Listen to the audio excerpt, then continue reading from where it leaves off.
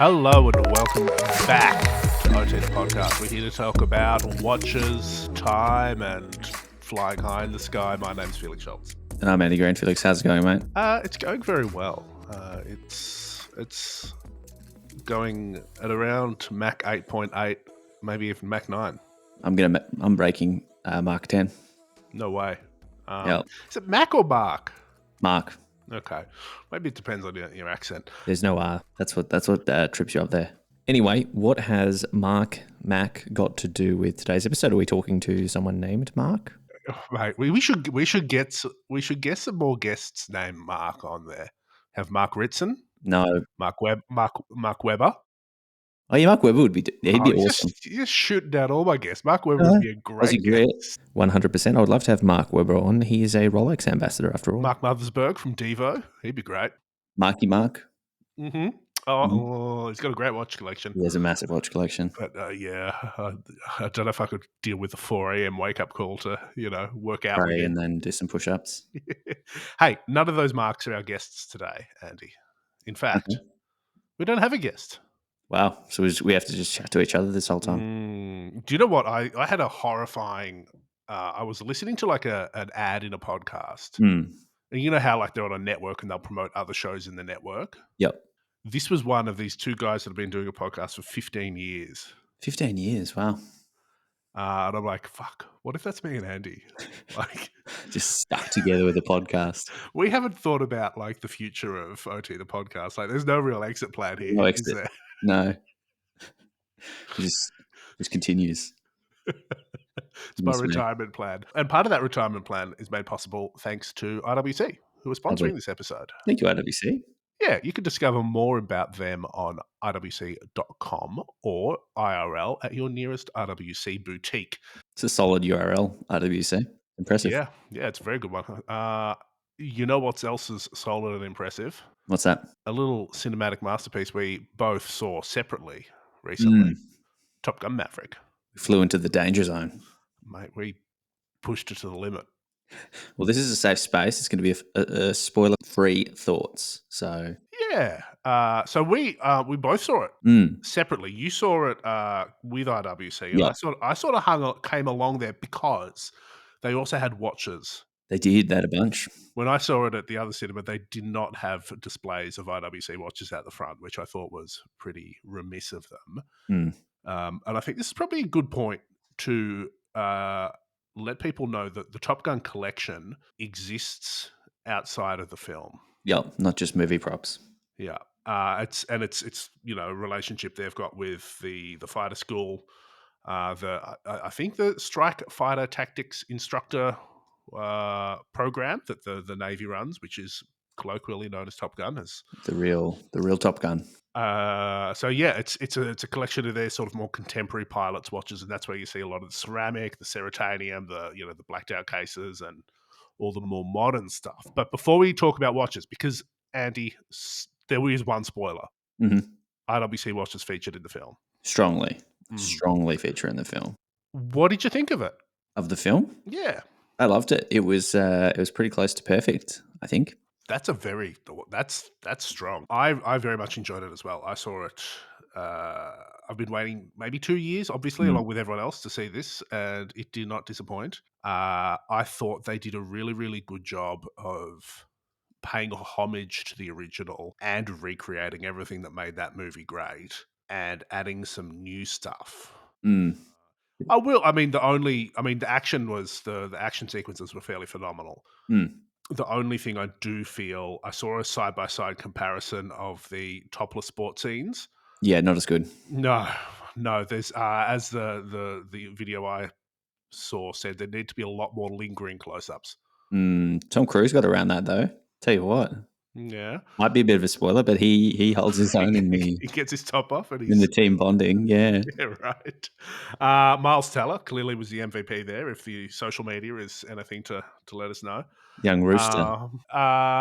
Yeah. I've got 2 questions for you. Maybe several questions. Who was the MVP of the movie for you?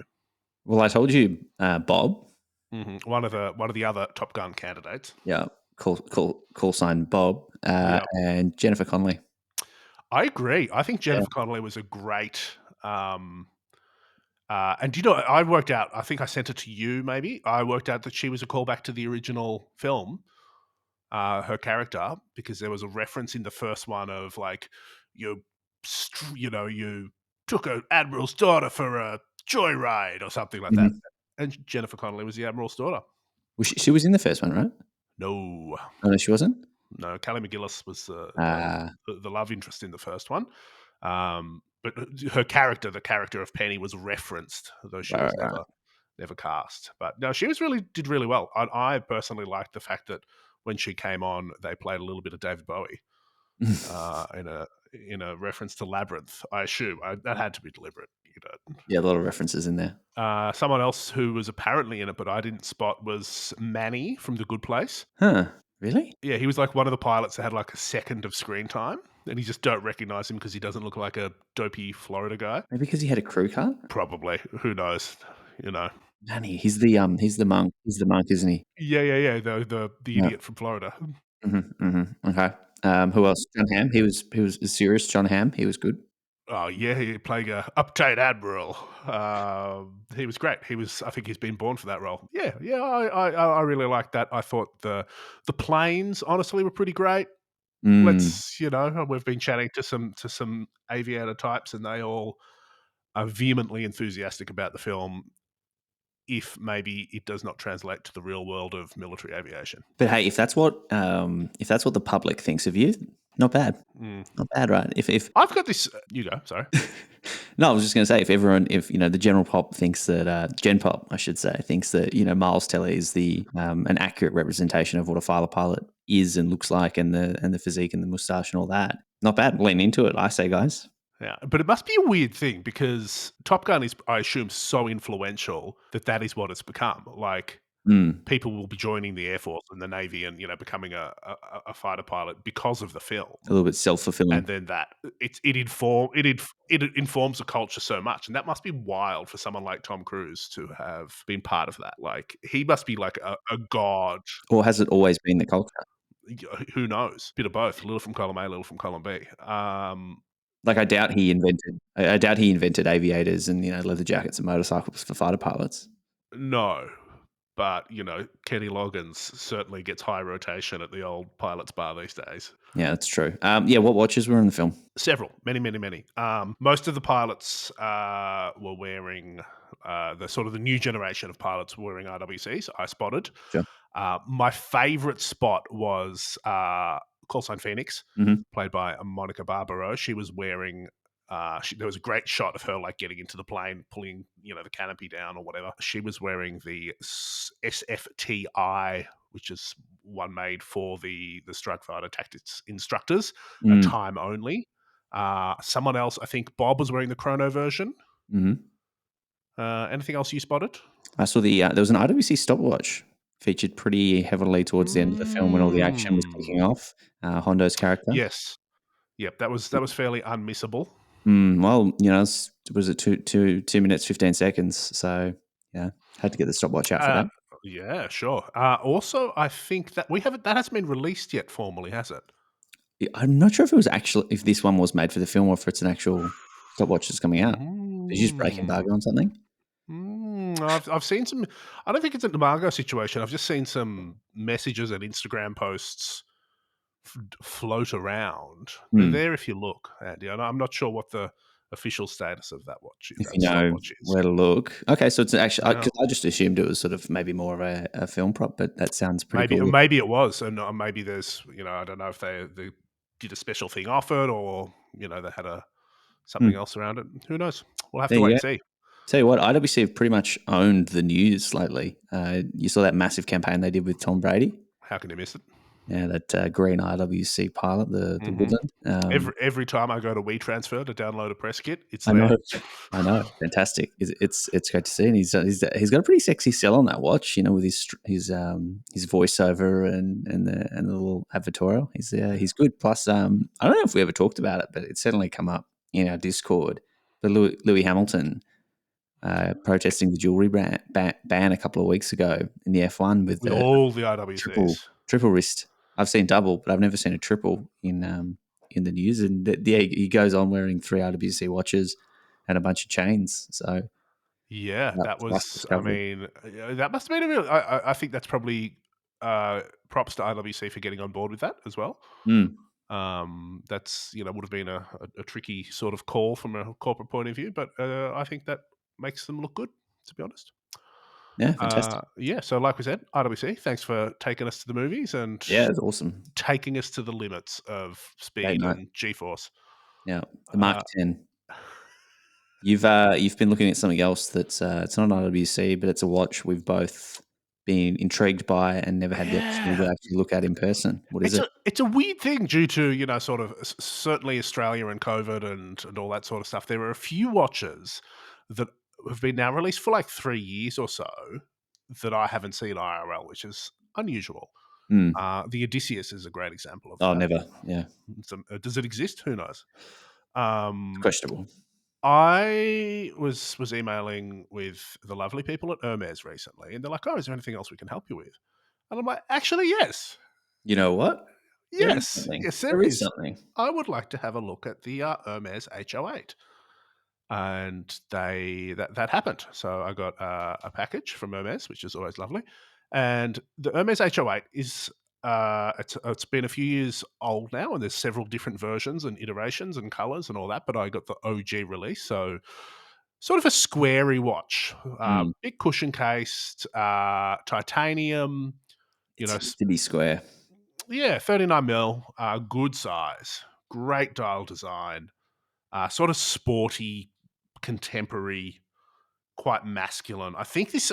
I'm. We'll need to check this, but have a feeling that this was like their first men's watch design, like made exclusively with men in mind. But I could be wrong. I could be mixing that up with someone else. Anyway, Andy, it's great. It's a really nice watch. What do you so out of 10? Um, I don't know if it's an out of 10 situation, but it's a really, really strong proposition because it's the retail price of the one I could find, which wasn't precisely the one I have on my wrist at the moment, is 7925 AUD. So time only, titanium. Sorry, it's got a date. Uh, really good movement as well. So Hermes has a stake, I believe, in Valfluria. Mhm. And so they've got a manufacture movement in there that's fairly nicely finished. It's got the interlocking H's on the all over the plates, and Not bad. Not a bad watch for the money. the thing is, for me, it sort of occupies that. It reminds me of the Cartier Santos Mm. in how it wears and how it feels. It's like a dressy sports watch. So as well. Yeah, I mean, for me, to be honest, I've had to pop it on a different strap because the one that it came with wasn't sized for Felix. No. It was sized for a smaller wrist, Okay. which, to be honest, is most wrists. Yes. Well, Uh, I look if you're playing the Hermes Birkenbag game, this is a great way to chip away at that spend and build up your account with them and get a watch that you can wear at the same time. honestly, I've got no interest in a Birkin bag in my life, but Mm. I would do this watch. Like for me, it I've said this many, many times before, and it's sort of a bit repetitive at this point. But I think that brands like Hermes and Chanel, that Yep. are sort of not traditional players in the watch space, but still have the capacity and skill to do it really well, are great because they aren't as conventional or as tied to their own heritage as anyone else. They're playing a different Like game. like if this watch, which is a good design, like it's got a really interesting font choice, really stylized.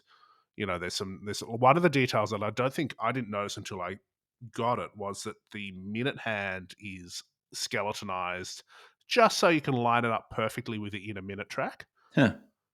It's just a nice design touch that most people wouldn't notice or bother about. Um, but I think that this would cop a lot if it had another name on the dial because it's too sort of modern and it's pushing in a different design direction. But because it's Hermes, they're free to do it, and I think it's a really strong watch. And I hope they continue to sort of not just evolve and iterate the watch, but to invest in this level of watchmaking. I'm And be sure they different. will. Like it's yeah, I'm a fan. I think Cool. it's good value. Well, we've got a lot of watch talk ahead of us. I'm going to talk about something else for a minute. Yeah, yeah.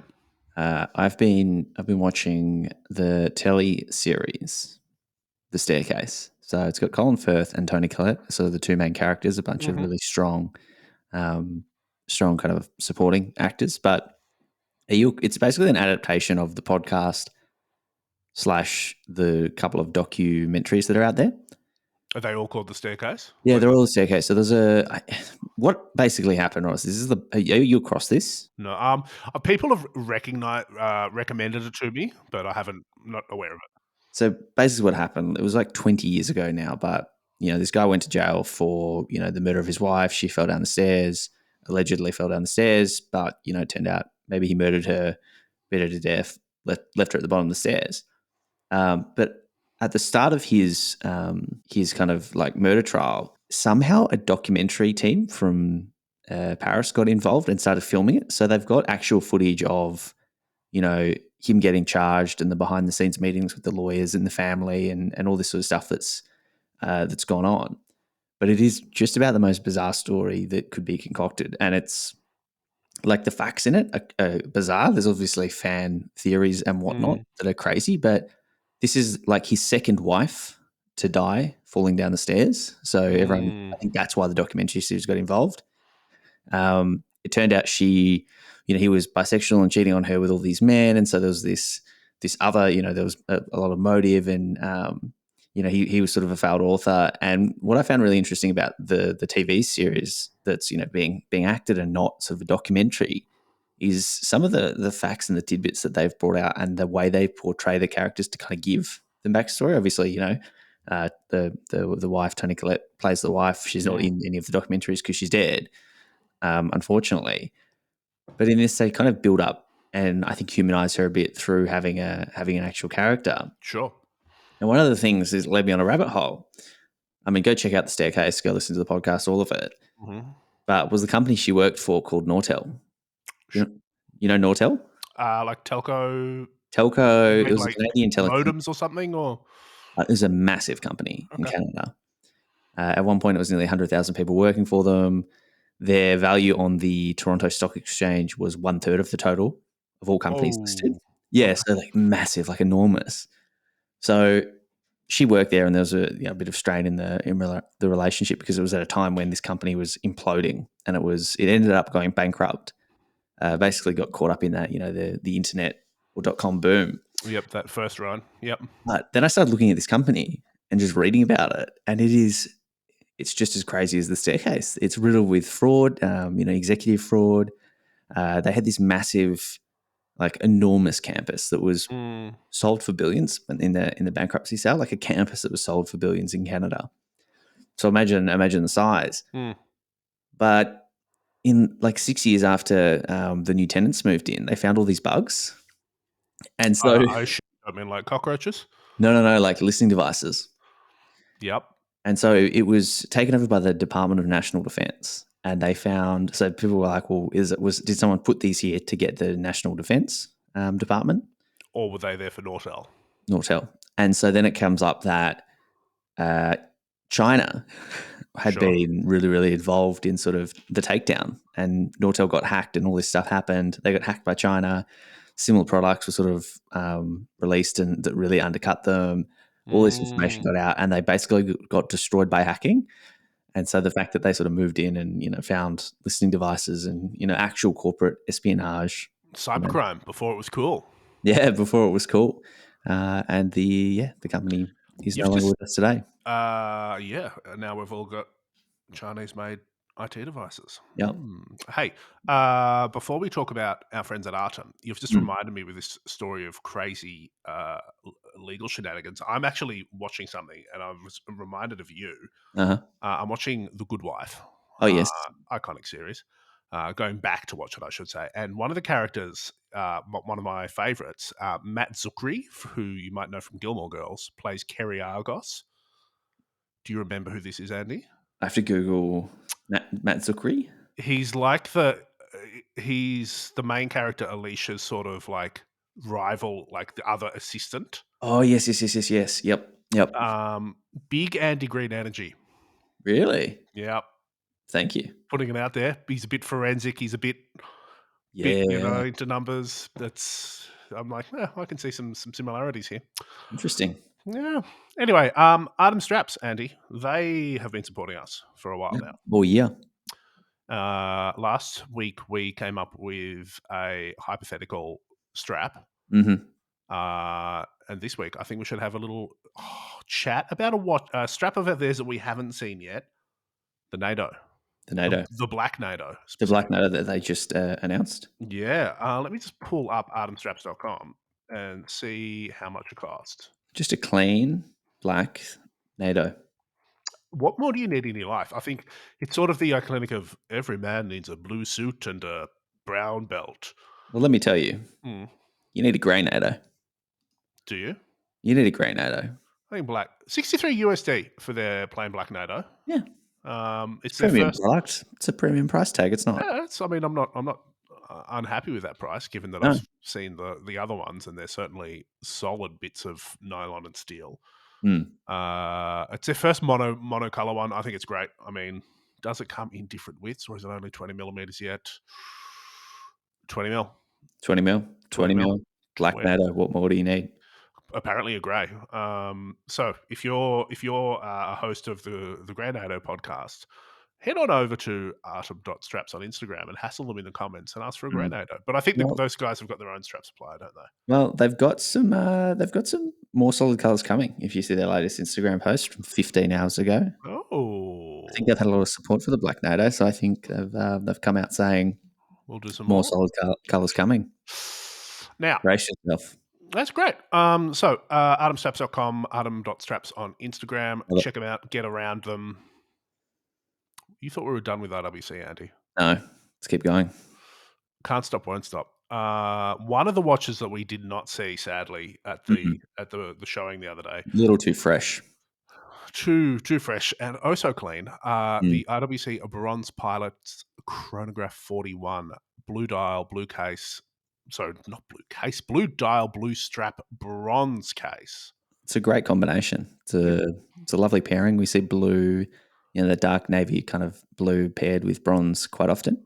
yeah, And it's very welcome on this RWC Pilot's Chrono. I love the hands. I love how the hands are sort of bronzy as well to match the case. yeah. Everything's monotone. Even the date wheel, the date displays, Mm. the day date are sort of like that bronze hue. It's very Um, warm. It's a very I warm watch. I suspect the date wheel and the luminous material and the hands won't patina over time, though. No, no, but the case will. And it, Little bit. Like we've gone away from that like real green bronze. mm, Now it's the higher aluminium alloys that sort of are a bit more stable. I think. yeah, no one wants that. But what I like about this is that it looks like a limited edition watch. It's not. It's part of their permanent collection. Sick.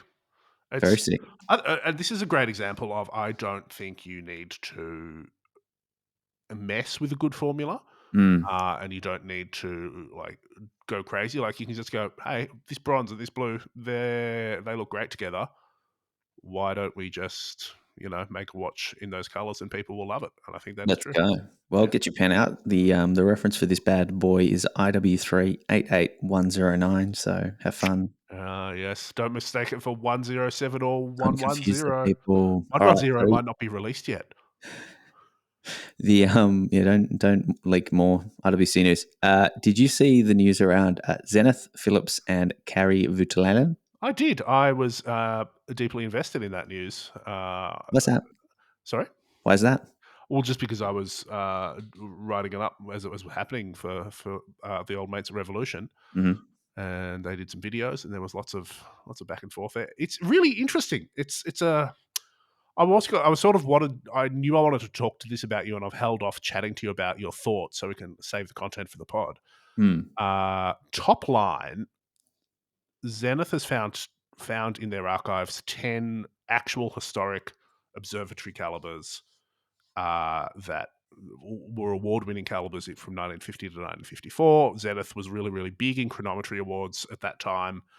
They've found these calibers. They've got the one and the only Kari Voutilainen to refinish them to make them look Hmm. pretty. He's also made the dial, and I don't think he made the case, platinum case, 38 millimeters in the traditional style of the time. Yep. And this has all sort of been put together because Alexander Gottby and Orelbachs from Philips were apparently asking about, saying, hey, we've done some collaborations in the past. We think the 135 caliber is really cool. Could we do something around that? And it happened and got put together. It sold for 10 pieces exclusively through Philips, 130, let's say 133,000 francs. Sheesh. Can I just, before you continue, No. I've seen Zenith's attic, you know, Mm. the upstairs. I've seen videos of tours and stuff. It's not that big. How do they keep finding stuff up? Do they need me to go in and give it a bit of a clean out and just, Well, I'm not sure if this was a situation of like, oh my god, we found this what is in this thing. box? Oh, we've never opened it. I think this was like, hey, these are, we've got all these award-winning calibers from our history that are sort Yeah, of let's sitting do and something with gathering it. dust. We might as well. It's totally fair. I just love the whole, yeah, we found this box. It was dusty, tucked behind, whatever else. Yeah, one way to put your company assets to work. We look no further. Maybe next year we'll go in and open another drawer. It's well, yeah. What do you think about this sort of the positioning of it and the whole conceit of it? I guess. Well, I mean, like it's a little bit convoluted. The whole, we found, you can play the whole we found this thing Yeah. once or twice. I feel like Zenith have done this before, Mm, and it's a bit, like I said, how much stuff are you really finding, in the moment? Like someone's gone through there, they know exactly what's in there. They've got this lined up. There's probably the next 5 years of projects, planned out and lined up, yeah. and that's great. Yeah. That's running a business. I'm 100% Garrett. Have they done this with original El Primero movements yet? Didn't they? Didn't they do a special El Primero? They did. I know they've done ones with Philips with like lapis dials and stuff. Yeah, I don't think it was Philips, but they did something with the special El Primero movement a few years ago. Maybe. Do you know who I think did this really, really well? This sort of, Mm. the original movement reborn, Yep. Amiga with a 321. Yeah. Yeah. Like Yeah. Yeah. when they sort of gave a MRI scan or CRT or whatever it was to that the one from NASA, and like actually copied the movement and then rebuilt it based off Mm. that. I don't know. I think this is It's it's cool great. though. It's good marketing. It's slightly, I don't know. They've gone so hard into El Primero and Defy recently Mm. that this is a different story to be telling. And if I'm brutally honest, I'm not sold on the watch from the press pics. Like It looks. I'm It is. sure it's lovely, Yeah. but it's pretty boring looking. Yeah. It is a well. Yeah. The movement looks nice, but Yeah, again, the movement's great, and the movement story is cool, and that's all amazing. But the product doesn't. It's very classic, I guess. It's classic horology and all that. But pretty safe. mate, pop a rainbow dial or some sort of skeleton on there, or I don't know, make the hands out of the whiskers of a watchmaker or something. I don't know. Now, if you want to talk about rainbow dials, what about the new Royal Oak self-winding Carolina Bucci limited edition? Yes. See, pop a bit of this in there. Add a little bit of Tron neo-futurism into your heritage design. I'm still trying to understand the dial on this watch and what it's actually made of, but it's sapphire. It's a sapphire plate that has like square structures on it. I reckon it's just printed. It's printed onto the sapphire. Yeah, I like it's not a tapisserie or anything. It's a inspiration of the iconic tapisserie No, I design. think that there's like structure to it, so the light will hit it on different angles. I don't know. Anyway, what are we talking about here? The new Royal Oak Carolina Bucci edition. Limited edition, 300 pieces, Yep. 54,200 US smack redos if you want to get one. Not From a bad. boutique, you probably won't be able to get it. No, they're already gone. 34 millimeters, black ceramic case, fancy dial. The big thing for me about this, Andy, we were talking about is we were like, who is Carolina Bucci? She's actually pretty important, I think, Yes. for the modern era of AP. This is their third collaboration together, and the first two were frosted gold. So I think AP's first frosted gold Royal Oak was with her in 2016. Yep. They did one in 2018 that had like a mirror dial that was pretty sick. And now they've moved away from the frosting and gone over to the rainbow for number 3. Yeah, with the sapphire dial. So it looks amazing Mm-hmm. from the pictures I've seen. Yeah. What I I mean, the pictures from Carolina. I don't love the AP pictures. I just want to throw that out there. Is that the one like in that I'm looking at right now, Andy? You're looking at a render. The Right. pictures that they've posted look like Dad took one on his iPhone 7 in a light box. Oh, like me. So it looks like Felix has got subcontracted by AP to take some professional shots.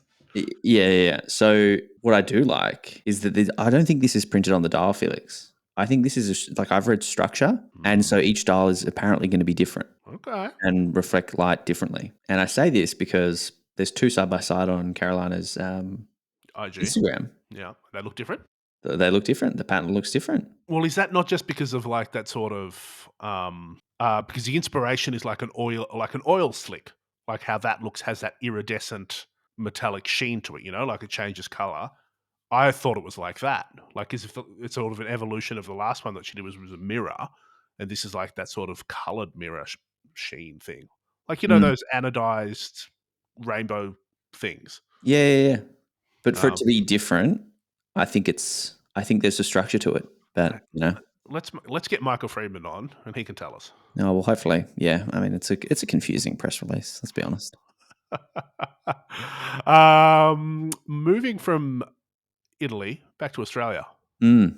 via Switzerland. We've got a new ambassador heading up one of the world's biggest brands. Sorry, via Switzerland via Monaco.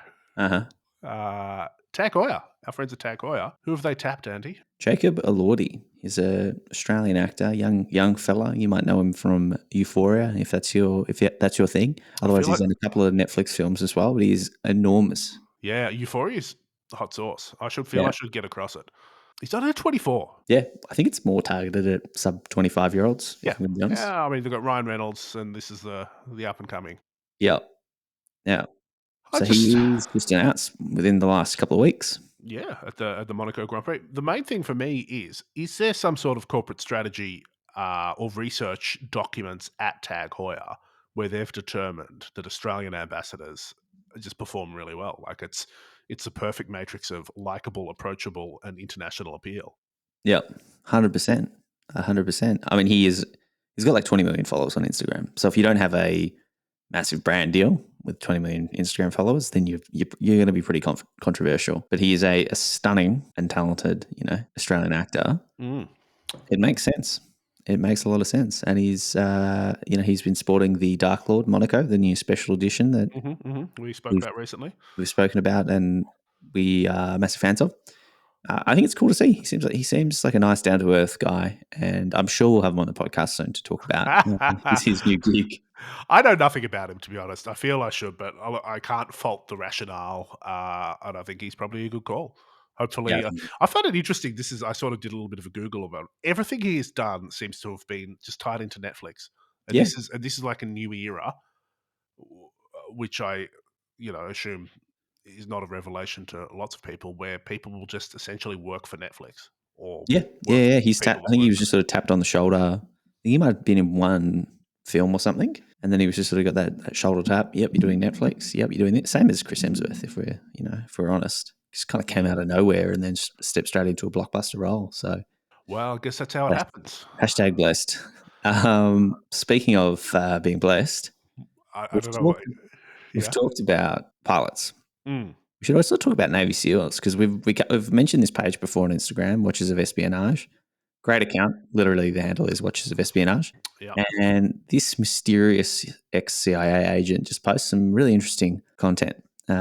This week he was trying to he posted a picture of some agents in some sort of drill trying to identify who they were. Mm. And the comments, there was a ton of comments, and I'm pretty sure people worked out who these masked guys with no identifiable features were based on things like the gloves they were wearing or the gun that they're holding, down to the safety glasses and the outfits. I was like, oh yeah, these guys rolled their cuff. These gloves were worn between these ears. This was done between here. Oh yeah, those Oakleys were used only for this time period. Huh. Oh yeah, I didn't get that deep into the comments, but so it was some Navy SEALs on a training exercise, apparently. Yep. Wearing a Rolex. That we should point that out. Yes. Perhaps a Tudor, perhaps a small brand. But I think It's a Rolex Submariner. Yeah. okay, all right. Well, there was some discussion in the comments. Yep. I find it. Yeah, this is a really interesting account because it's doing something genuinely new, and there's genuine authority in Yep. the space that comes not from watches, Mm. which is why he sort of had a Shumahi, a dinky write up. Um, there's a lot of chat around this person. Also because they're not being commercial and they're doing their own thing, which is cool. I also find it. I saw a meme the other day, or like something like that, where it was a fact there were only 200 Navy SEALs that served in the Vietnam War, and this person thinks they've met all 2,000 of them. Oh. Which is just that, like, this is what the point there is. I think military guys are more intense than watch guys on the internet. And like, I reckon there's a lot of people that are sort of attracted to that culture that may or may not be as part of it as they're representing. Hmm. There you go. But Watch he with also espionage. he also did some Watches of Espionage also did some Top Gun spotting, Yes. pointing out that Tom Cruise, of course, wore the Porsche design Orfina Uh-huh. that he wore in the first one, and there was a lovely Rolex Explorer as well. But one of the comments that I thought was cool, and again, who knows if this anonymous internet commentator is real or not, but they were sitting in a room with like instructors from Top Gun who were involved in the first film, and they said that the watch that Cruise wore, there was some watch nerd criticism that it wasn't set to the right time, or that it Uh-huh. wasn't working. And their story is apparently it broke in the first film. They haven't fixed it or done anything with it, and it's the same watch, and they've just pulled it out literally 40 years later, and it's a broken Porsche design Orfina, which is really, I think that's quite cool. It doesn't tick. It doesn't need to. Doesn't need to. Yeah. Maybe the Mark 10 broke the watches movement. So from serious military operators to serious product designers, Max Buser. Yeah, let's finish with a bit of a chat around Max Buser, MB&F's new watch. Their first ever chronograph, the LM Sequential EVO. I really like this watch. It's a cool looking, just looks really fucking cool. It marks 20 movements in 17 years, which That's is incredible. quite the achievement. Yeah, and we had Max Buser on early last year. You should definitely. Good chat. Great chat with him. Go back, link it up, have a listen. Andy, I will note that this watch is called the LM Sequential Evo. It is not called the Andy. Yeah, it's interesting. It's interesting that maybe the next one, he'll catch me on the next one. Okay. It's a thick boy, 18.2 by 44 diameter. Yeah. But it's got that massive dome. It's just a cool looking watch. And if you said, oh, yeah, I just bought this watch, it was $200,000, and then you showed me this, I'd say, oh, yeah, that looks like a $200,000 watch. Yeah. So I think Max does a really good job on making expensive watches that look expensive. So yeah, check out some photos. But also not just expensive, but legitimately new. Now, I'm not too across this because I sort of skipped it in my peripheral visions because it sounds like it's far too complicated for humble Felix to understand, and also it's that sort of stratospheric hyper exclusivity. I tend to zone out pretty quickly there. It's essentially two chronographs in one. Yep. Is that like you can sort of choose which one you want to use? Yeah, I believe so. Yeah. Impressive. Someone called it watchmaking gymnastics. It's just really kind of showing off your skills at this point. Yeah. I don't know who they worked with for the design elements of it. Do No, they do it I'm in not house? sure. I'm really across it. Yeah, we should probably research these things. But Yeah. you know what? Actually, no. I do know. Please go. Stevie McDonald. From McGonagall? Yeah. Yeah. Stevie McDonald. Yep. So if you are a movement designer or, phenomenally versed in the sort of level of physics understanding that this watch requires, yell at us in our Discord. We're really open to it. Yeah, join. We'll link it up. Or you can email us, otthepodcast@gmail.com, or you can hit us up on Instagram, ot.podcast. Thank you to RWC for the tickets to Top Gun and for sponsoring today's episode. Thank you to Artem Straps, Felix. Yes. Thank you, Andy. Thank you. And thank you all for listening. Join our Discord, subscribe, 5-star review. We'll catch you next week. Tschüss.